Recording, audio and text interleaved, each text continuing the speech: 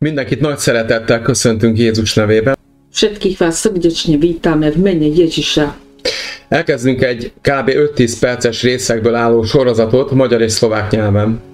Začíname sériu pozostávajúcu z približne 5-10 minútových častí v maďarskom a slovenskom jazyku.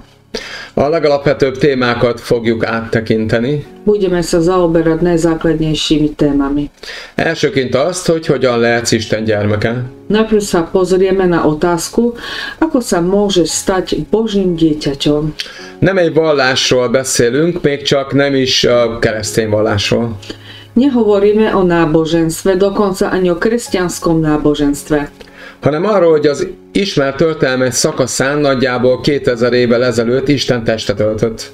Hovoríme o tom, že v určitej etape známej histórie približne pred 2000 rokmi sa Boh stal telom.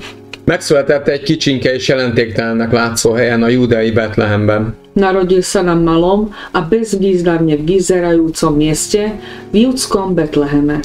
Nem palotában, hanem egy egyszerű jászolban. Nie v paláci, ale v jednoduchej maštali.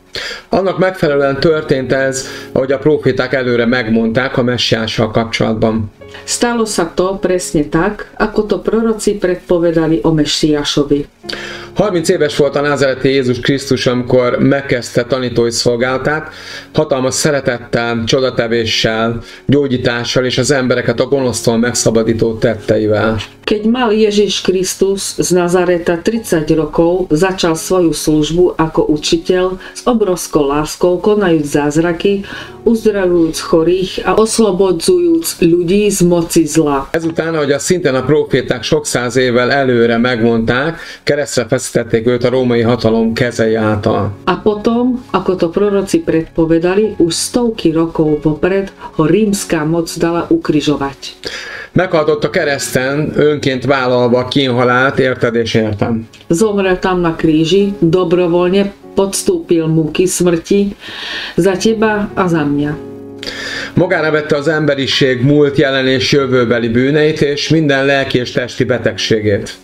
Vzal na seba všetky hriechy ľudstva, minulé, súčasné i budúce, a všetky duševné aj telesné choroby. Ő volt az emberiséget, benne téged is helyettesítő áldozat, végtelen szeretetéből motiválva vitte végbe ezt.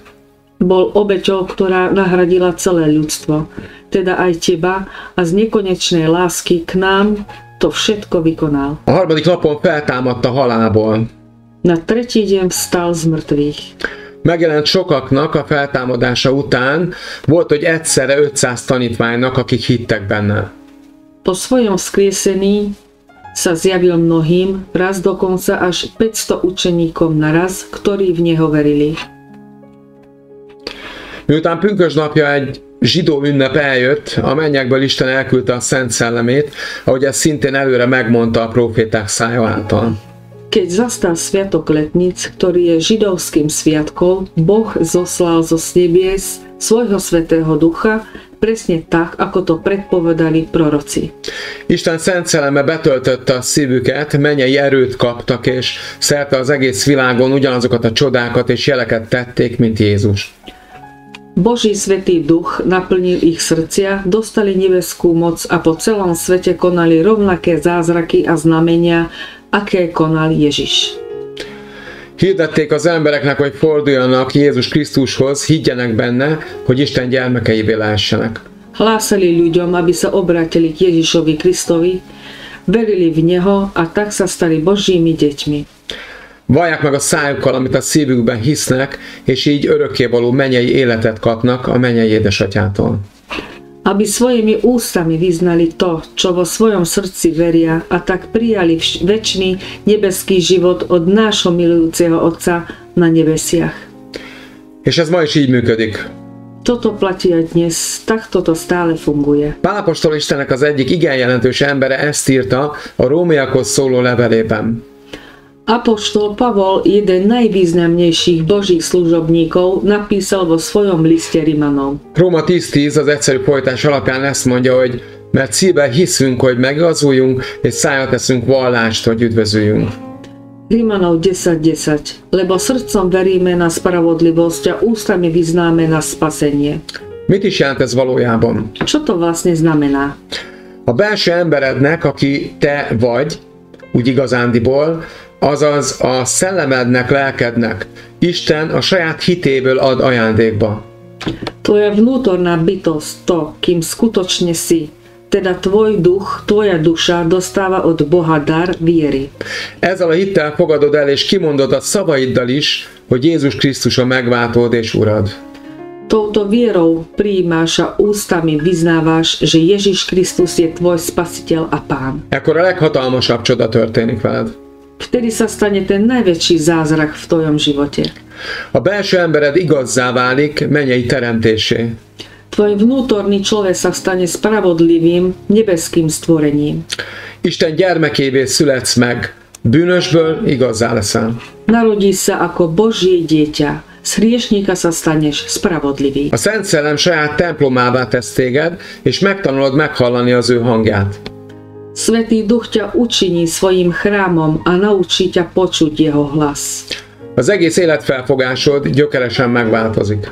Celý tvoj pohľad na život sa radikálne zmení. Az üresség, ami eddig kísérte az életedet, bármit is tettél, bármit is elértél, vagy bármit is volt, egyszerűen eltűnik. Prázdnota, ktorá ťa doteraz prevádzala bez ohľadu na to, čo si dosiahol, čo si mal alebo čo si získal, jednoducho zmizne.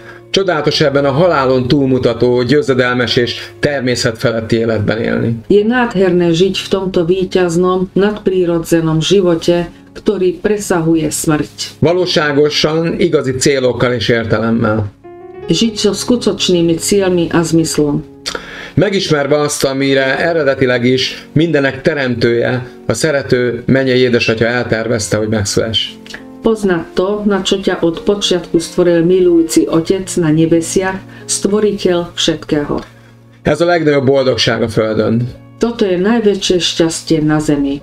Minden elképzelést felülhaladó békességben élve megismerni az ő végtelen atyai szeretetét. Poznávať jeho nekonečnú otcovskú lásku a žiť v pokoji, ktorý prevyšuje všetko pochopenie. Buzdítunk arra, ha még nem tetted volna meg ezt a lépést, hogy fogadd el Jézus Krisztust uradnak és megváltódnak, még ma, még most. Ak si ešte neurobil tento krok, povzbudzujem ťa, príjmi Ježiša Krista za svojho pána spasiteľa ešte dnes, ešte teraz. Nagyon szeretünk téged. Veľmi vás máme radi.